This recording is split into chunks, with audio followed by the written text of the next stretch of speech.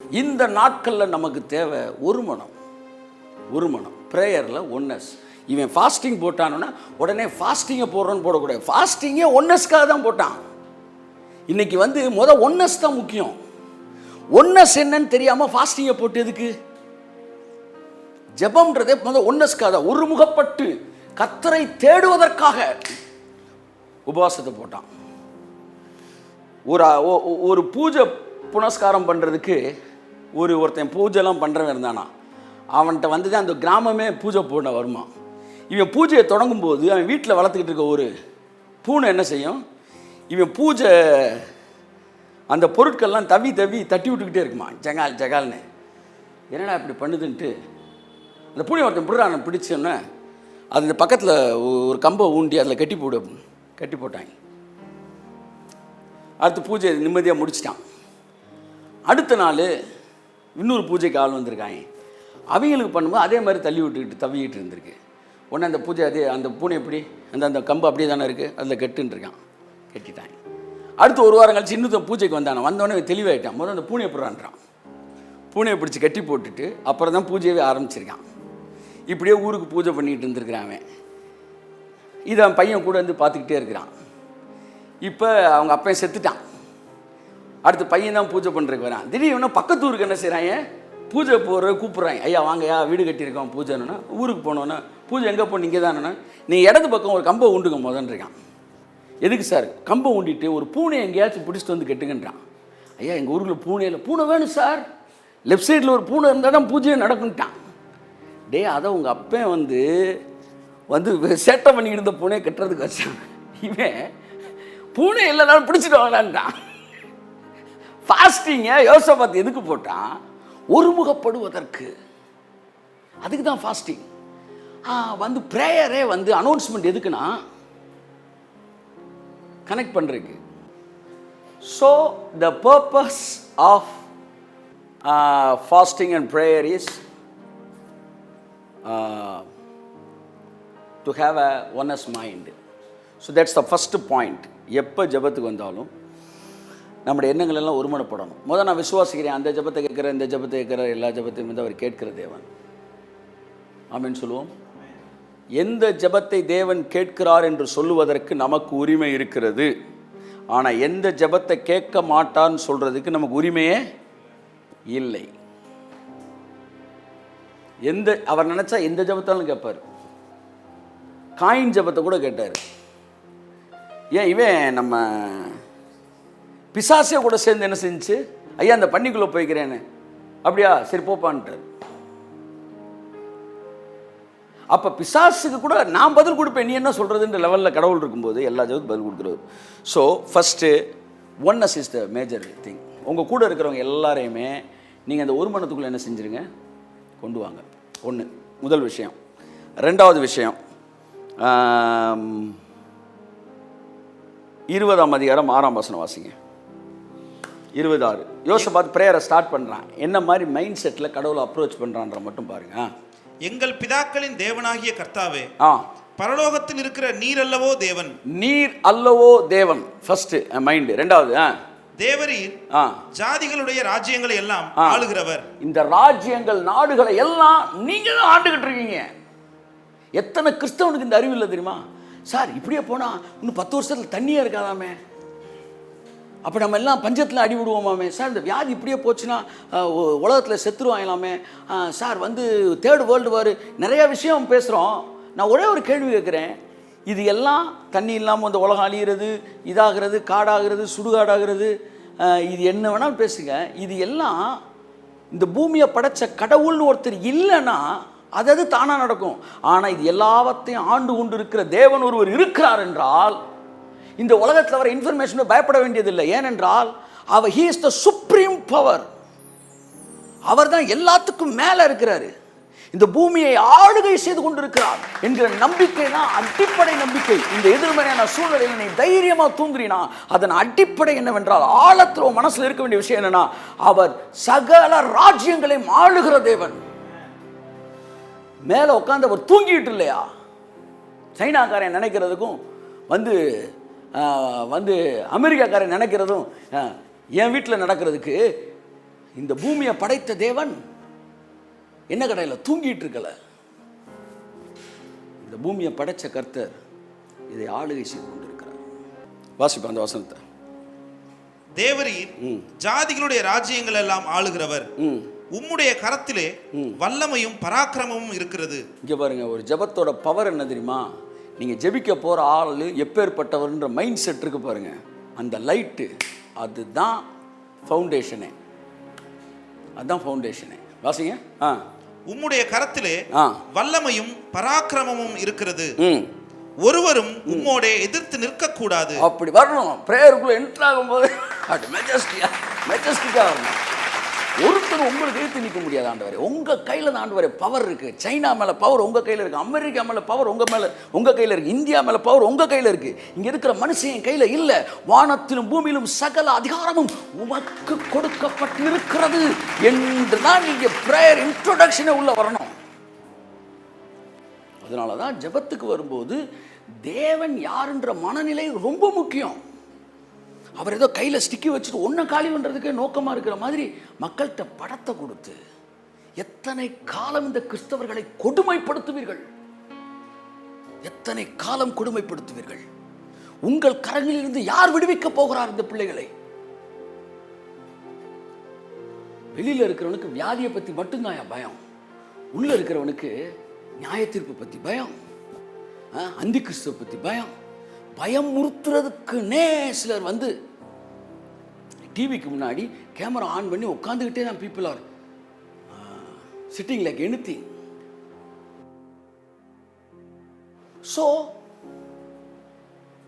தீர்க்க தரிசன வார்த்தைகள் என்பது ஜனங்களுக்கு பக்தி விருத்தியும் ஆறுதலும் தேறுதலும் சொல்லுவது. அன்புக்குரியவர்களே, இந்த வியாதி தேவன் தருவது அல்ல. தேவன் தருவது என்றால் மறுபடியும் தேவன்கிட்டே போய் நீங்கள் எதுக்கு நிற்கிறீங்க? தேவனிடத்தில் போய் நிற்கும்போது அவர் சர்வலோக நியாயாதிபதி. எப்படி போனான் பாருங்க, யாரு? ஆபிரகாம். இந்த நாடுகளோட அழிவெல்லாம் தடுத்து நிறுத்துறவன்லாம் கடவுள்கிட்ட போய் நிற்கும்போது அவர் ஒரு சுப்ரீம் பவராக தான் பார்த்தான். இங்கே யோசபாத்தை அப்படி தான் பார்க்குறான். ஒருவன் உமக்கு முன்பாக ஏற்று நிற்க முடியாது ஆண்டவர். இவன் யார் ஆண்டவரே? WHO. இவன் யார் ஆண்டவரே? சைனாக்காரன். சப்பமுக்கு இவன் யார் ஆண்டவரே? இவங்களாம் நினச்சி என்ன ஆண்டவரே செய்ய முடியும்? நீங்கள் நினச்சிட்டீங்கன்னா இவங்களாம் ஒன்றும் பண்ண முடியாது என்கிற அவரை குறித்த ஒரு தெளிவு வேண்டும்.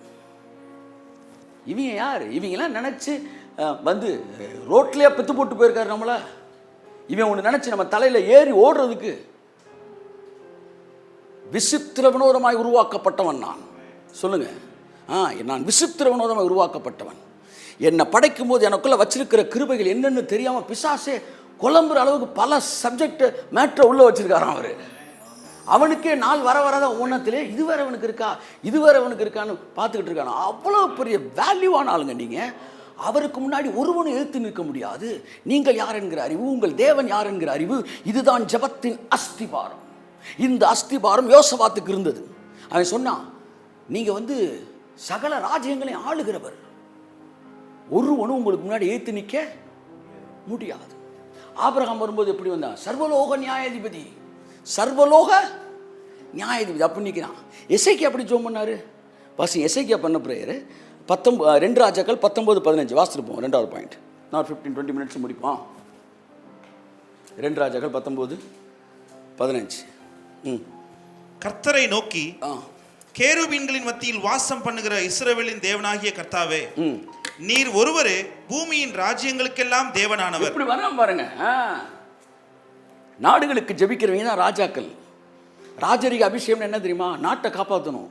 சும்மா தோறுமா ராஜாக்களும் நாங்களே அப்படின்னு சொல்லிட்டு ஐயோ பிரச்சனை வந்துருச்சுன்னு ஓடியக்கூடாது. வீரமாக அந்த ராஜான்னு சொல்லிட்டீல, அப்போ நாட்டை காப்பாற்று. வந்து நில்லுங்க. பிதாவாய் தேவன்கிட்ட வந்து எப்படி நிற்கணும்? ஆண்டவரே நீர் ஒருவரே வாசி, நீர் ஒருவரே பூமியின் ராஜ்யங்களுக்கெல்லாம் தேவனானவர். ஆமென். ராஜ்யங்களுக்கெல்லாம் நீங்க தான் கடவுள். உங்க அனுமதி இல்லாமல் ஒருத்தன் உள்ள நுழைய முடியாது. இந்த பூமியை நீங்க வேடி அடைச்சு வச்சிருக்கீங்க. அப்படி வரணும். அவன் நினைக்கிறதெல்லாம் நடந்துச்சுன்னா இது என்ன பூமி என்ன வந்து என்ன புரியல எனக்கு. அதாவது இந்த கல்யாண வீடு இல்லாட்டி வந்து இந்த கட்சி கூட்டம்லாம் நடந்தோன்னா அடுத்த நாள் போய் பார்த்தீங்கன்னா அந்த அந்த போட்ட பந்தல் இருந்தெல்லாம் உடஞ்சி அது யார் கேட்பாரட்டு கிடக்கும். அது 2 நாள் கழிச்சு தான் வந்து அந்த அந்த மூங்கிலெல்லாம் அள்ளுவாங்க. அப்படித்தான் ஏதோ சீனெல்லாம் முடிஞ்சிருச்சு, நாடகம் முடிஞ்ச பிறகு நாடக கொட்டகை இருக்கிற மாதிரி அந்த இந்த பூமி கிடக்குது. நான் கேட்குறேன், அவ்வளவு வந்தவன் போனவன்லாம் அசிங்கம் பண்ணிட்டு போகிறதுக்கு அப்படியா படைச்சா இந்த பூமியை கடவுள்?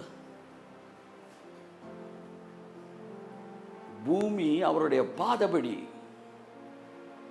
இந்த பூமி அவர் மனுப்புத்திரனுக்காக படைச்சது. வானத்தின் வாசல், கண்டவனும் உள்ள கால் வைக்க முடியாது. ஏனென்றால் சகல ராஜ்யத்தை ஆளுகிறவர் நீர். நீர் ஒருவரே. அந்த வசந்த வாசிங்க தம்பி, 3வது பாயிண்ட் போம். நீர் ஒருவரே பூமியின் ராஜ்யங்களுக்கெல்லாம் தேவனானவர். நீர் வானத்தையும் பூமியையும் உண்டாக்கினீர். கர்த்தாவே, உமது செவியை சாய்த்து கேளும். பார்த்தீங்களா, இன்ட்ரோ அப்படி கொடுக்குறாங்க பாருங்க. வானத்தையும் பூமியையும் நீங்கள் தான் என்ன செஞ்சீங்க? உண்டாக்குனீங்க. இவன் அப்படி தானே படிக்கிறான், பூமியின் ராஜ்யங்களுக்கு ராஜான்னு. யோசபாத்து ராஜ்யங்களுக்கு ராஜா, ஆபிரகாம் சர்வலோகத்தின் ராஜா. இன்று இரவு கர்த்தர் உங்கள் கண்களை திறப்பாராக. கடவுள்கிட்ட வரும்போது சொல்ல, ஆண்டவரே இந்தியாவுக்கு நீங்கள் ராஜா, இந்தியாவு மேலே நீங்கள் ஆளுகை செய்கிறீங்க. ஆண்டவரே சைனாவில் நீங்கள் தான் ஆளுகை செய்கிறீங்க, பாகிஸ்தானில் நீங்கள் தான் ஆளுகை செய்கிறீங்க. அப்படியெல்லாம் உங்களை தாண்டி எவனும் ஒன்றும் பண்ணிட முடியாது. அறிக்கை செய்யுங்க. இதுதான் ஒழுங்காக்குறது, ஒழுங்கின்மை ஒழுங்காய் மாற்றுவது. இந்த தைரியம் வர வேணாம். அந்த கிறிஸ்து வந்து விட்டார், இதோ வந்து கொண்டு இருக்கிறார், கோரிப்பாளையத்தை தாண்டி விட்டார், இதோ ஆரப்பாளையம் வருகிறார், அடுத்து மாப்பாளையம் வழியாக ராஜபாளையம் போகிறார்.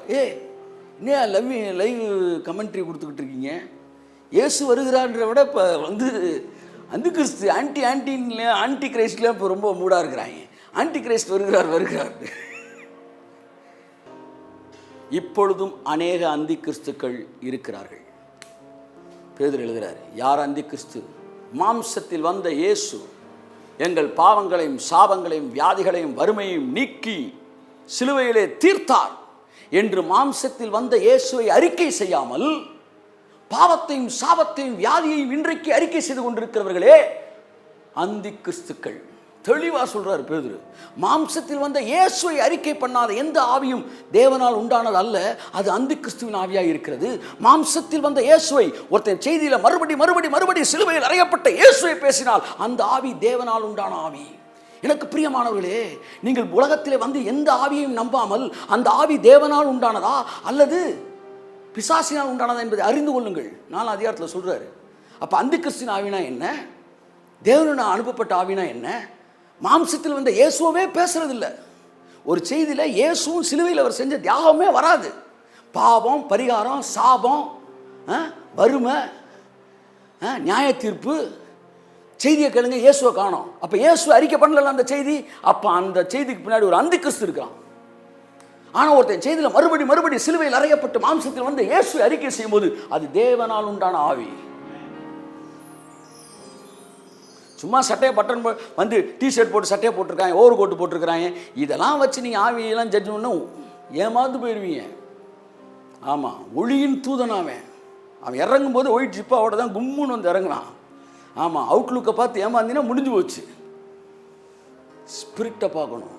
ஸ்பிரிட் மாம்சத்தில் வந்த இயேசுவை அறிக்கை செய்ய வேண்டும்.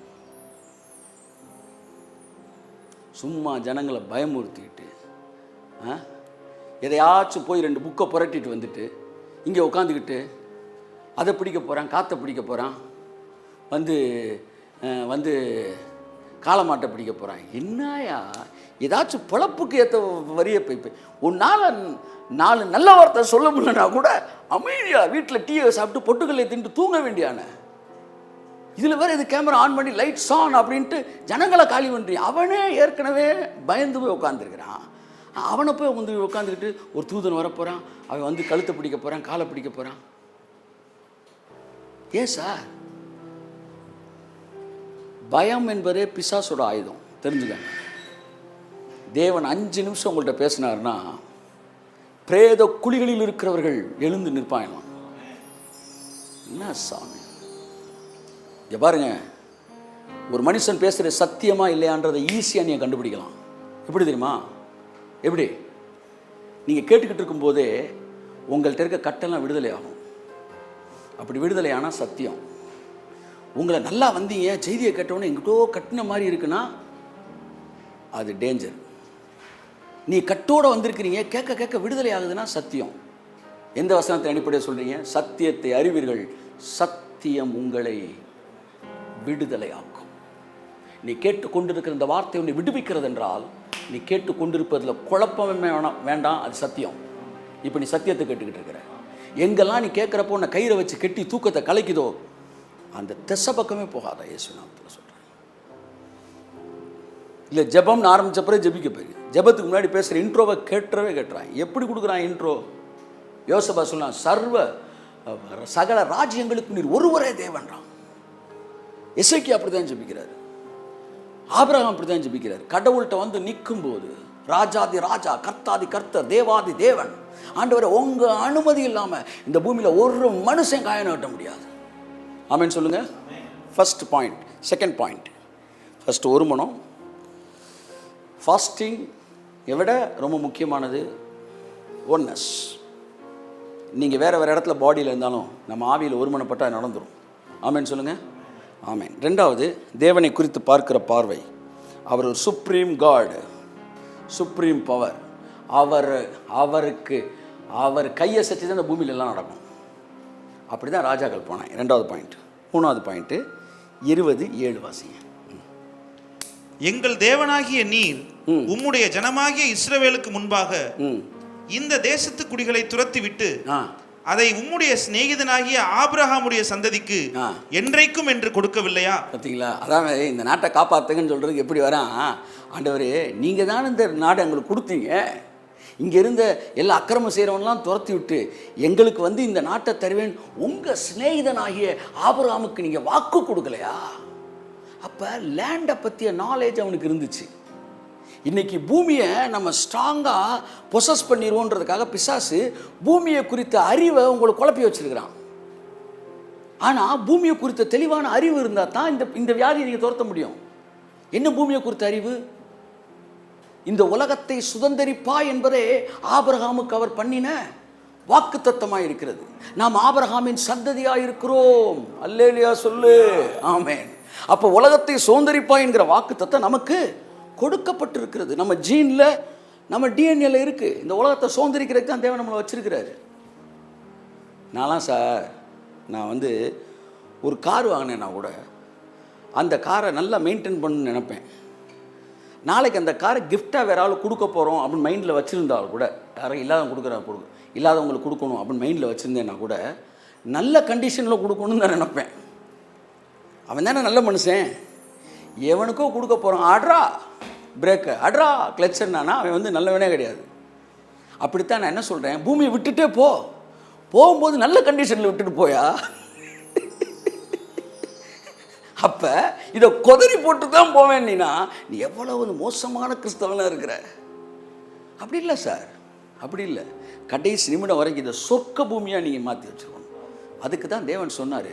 அதை ஒருத்தர் அழகாக சொன்னார், வந்து ஒரு ஊழியர். அதாவது நீ இதை ஆண்டுகொள் அப்படின்னு ஆபிரகாம் இவனுக்கு ஆதாம் சொன்னார்ல. அது என்ன மீனிங்னா, இப்போ நான் உன்னை படைச்சிருக்கேன்ல, இதை விட சூப்பராக்கடான்னு அர்த்தமா. அதுக்கு ஹீப்ரூவில் அப்படி இருக்கான். இன்னும் மேன்மைப்படுத்து, இந்த உலகத்தை இன்னும் அழகாக்குடா ஆதாம், இன்னும் அழகாக்கு அப்படின்னாராம். அதுக்கு தான் அந்த உலகத்தை நம்ம கையில் கொடுத்தாரு. இன்னும் அழகாக்கு, இன்னும் மேன்மைப்படுத்த. ஏனென்றால் வானத்தின் வாசல். சரி விட்டு, ஒரு நாள் ஏசுநாதர் வருவார்ல, அதுக்காண்டியா சரி பண்ணி வைக்க மாட்டியா? உன் வீட்டுக்கு டீ குடிக்க வரவனுக்கு கூட ஹாலை சரி பண்ணி வைக்கிறியப்பா. அவர் வந்தாருன்னா இருக்கிற நிலைமையை பார்த்து இப்படி ரிட்டர்ன் ஆகி போயிடுவார் போல. என்ன ஒரு மோசமான ஒரு சுயநலமான வாழ்க்கை. இந்த பூமியை குறித்த அறிவு நமக்கு தேவை அன்புக்குரியவர்களே. அவன் சொல்கிறான் யோசபாத்து, இந்த தேசத்தை நீர் எங்களுக்கு தரவில்லையா? அந்த அறிவு இருந்தனால தான் இந்த தேசத்தை யாரும் மேற்கொள்ள முடியாது என்கிற விசுவாசம் இருந்தது. அப்படித்தான் இந்த பூமி, புதிய வானம், இந்த புதிய பூமியும் தேவன் எங்களை ஆளுகை செய்கிறதற்காக இந்த பூமியில் வைத்திருக்கிறார். இந்த உலகத்தை சுதந்திரிப்பது எங்களுக்கு கொடுக்கப்பட்ட வாக்கு தத்துவம். உங்கள் விசுவாசமே உலகத்தை ஜெயிக்கிற ஜெயம் என்று வேதம் சொல்லி இருக்கிறது. இவ்வளவாய் உலகத்தில் அன்பு கூர்ந்தார் என்று பிதாவை பற்றியே சொல்லியிருக்கு. பிதாவே உலகத்தில் இவ்வளவாய் அன்பு கூர்ந்தாராம். எவ்வளவாயா? சொந்த குமாரனை கொடுத்தாச்சு இந்த உலகத்தை சரி பண்ணுறான்னு.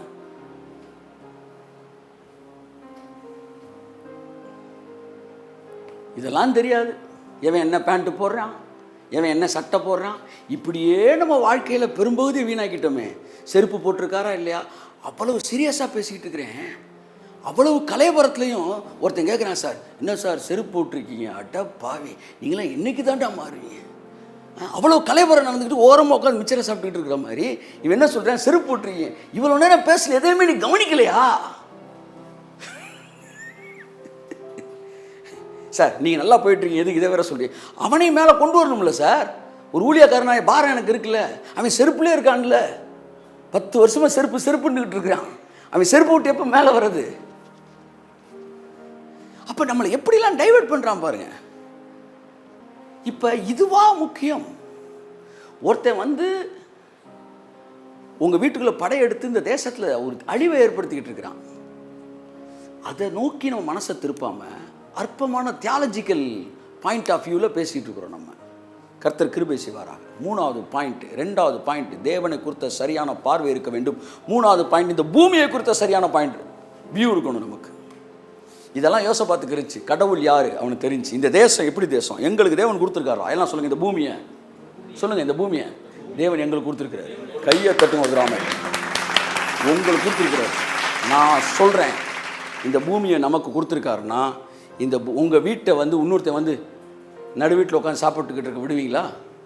அப்போ இந்த பூமியை தேவன் நமக்கு கொடுத்துருக்கிறார் என்றால் இதுக்குள்ளே வேறு எந்த வியாதிக்கும் அனுமதி இல்லை. நீங்கள் இந்த லைட்டு மட்டும் உங்களுக்குள்ளே வந்தாலே போதும் சார், வைரஸ்லாம் செயலுக்கு ஆரம்பிச்சிடும். பார்ட்டி தெளிவாகிறான். நீங்கள் வேணாலும் பாருங்கள். இந்த அறிவு தான் நம்மளை வீரம் கொண்ட ராஜாக்களாக இழுத்து நிற்க வைக்கும். பிசாசு ஓடிடுவான், நம்ம இருப்போம், நம்ம சந்ததி இருக்கும், நம்ம வாழ்ந்து சுகித்திருப்போம்.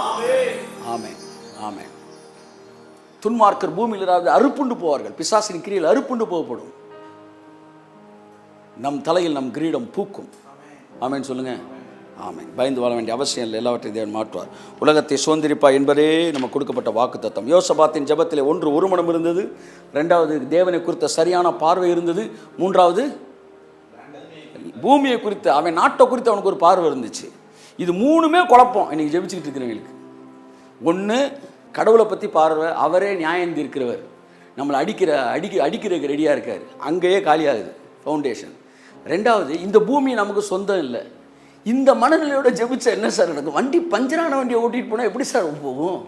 அவன் தெளிவாக இருக்கான், பூமி எங்கே இது, இந்த நாடு எங்கள் நாடு, உங்கள் சிநேகிதனாய் ஆபிரகாம் நீங்கள் கொடுத்தீங்க அப்படின்றான். 2வது என்ன சொல்கிறான் வந்து, நீங்கள் சர்வலோகத்துக்கு நியாயாதிபதி ஆண்டவரே அப்படின்றான். 3 பாயிண்ட் பார்த்தோம். 4வது வாசிங்க, 20:9. எங்கள் மேல் பட்டயம், நியாய தண்டனை, கொள்ளை நோய், பஞ்சம் முதலான தீமைகள் வந்தால் அப்பொழுது உம்முடைய நாமம் இந்த ஆலயத்தில் விளங்குகிறபடியால், இந்த ஆலயத்தில் எவ்வளவு தெளிவா இருக்காங்க பாருங்க, இந்த ஆலயத்தில் விளங்குகிறபடியால் நாங்கள் இந்த ஆலயத்திலும் உமது சந்நிதியிலும் வந்து நின்று எங்கள் இடுக்கணில் உம்மை நோக்கி கூப்பிடுகையில் தேவரீர் கேட்டு ரட்சிப்பீர் என்று சொல்லி இருக்கிறார்கள். நம்பர் 1 தேவனை குறித்த அறிவு அவனுக்கு இருந்துச்சு. நம்பர் 2 லேண்டை குறித்த அறிவு அவனுக்கு இருந்துச்சு. நம்பர் 3 ஆலயத்தை குறித்த அறிவு இருந்துச்சு. சாலமன் சொல்லிட்டு போனா, ஏதாச்சும் பஞ்சாயத்துன்னு உங்களுக்கு வந்துச்சுன்னா அது என்ன பஞ்சாயத்தாக இருக்கட்டும், எல்லாம் சொல்லுங்கள், என்ன பஞ்சாயத்தாக இருக்கட்டும், நீங்கள் மீறுதல் செஞ்சதுனால உங்களுக்கு வந்த மிகப்பெரிய பிரச்சனையாக இருக்கட்டும், வாதையாக இருக்கட்டும், பஞ்சமாக இருக்கட்டும், பசியாக இருக்கட்டும், பட்னியாக இருக்கட்டும், எது வேணாலும் இருக்கட்டும்டா, இந்த ஆலயத்துக்கு நீ வந்து நின்னா அத்தனை பாவத்தை தேவன் மன்னித்து இந்த ஆலயத்திலிருந்து சொல்லப்படுகிற வார்த்தைகளை அவர் கேட்பார். அதுதான் இந்த பார் ஆஃப் த டெம்பிள். அவங்க கட்டின ஆலயத்தில் அவங்களுக்கு இருந்த நம்பிக்கை, அந்த வல்லமையின் மீது இருந்த நம்பிக்கை என்னன்னா, இங்கே வந்து நாங்கள் ஜெபிச்சா கேட்பாரியா. அவனுக்கு அந்த ஆலயத்து மேலே நம்பிக்கை இருந்துச்சு. அதான் வந்து சாலமன் சொன்னான் வந்து 2 நாளாகமம் 7:13-14 சொல்கிறான், இந்த ஸ்தலத்தில் நீங்கள் செய்யப்படுகிற ஜெபங்களுக்கு அவருடைய கண்கள் திறந்திருக்கும். எல்லாரும் ஆமென் சொல்லுங்க.